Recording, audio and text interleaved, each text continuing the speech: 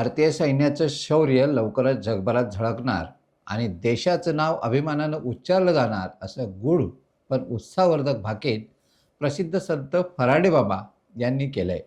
त्यांच्या भाकितामुळे भक्तांमध्ये आणि राजकीय वर्तुळातही चर्चेला उधाण आलं आहे. बाबा म्हणतात की आगामी काळात भारताच्या सैन्याच्या पराक्रमामुळे संपूर्ण जग भारतीय शक्तीची दखल घेईल. सीमांवरील तणाव, दहशतवाद आणि बाह्य संकटाच्या काळात भारतीय जवानांनी दाखवलेलं धैर्य हेच भारताचं भविष्य उजळवणारं टेस्ट ठरणार आहे. याविषयी सविस्तर जाणून घेऊयात या व्हिडिओच्या माध्यमातून.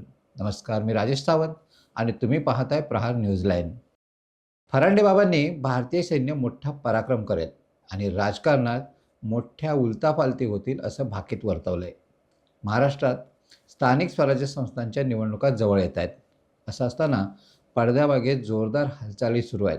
सत्ता मिळवण्यासाठी चाललेले खेळ, युती आघाडीचे समीकरण आणि मतदारांच्या मनातील अस्थिरता या सगळ्याचा वेध घेत बाबा म्हणतात की राजकारणात गोंधळ निर्माण होईल, पण या गोंधळातून भगव्याचं राज्य उभं राहील. या वाक्यानं अनेकांच्या मनात प्रश्न निर्माण झाले की बाबा नेमकं कोणत्या पक्षाबद्दल बोलतायत आणि हा भगवा रंग राजकीय परिवर्तनाचं प्रतीक ठरणार का? फरांडे बाबा हे आध्यात्मिक क्षेत्रातील मान्यवर नाव.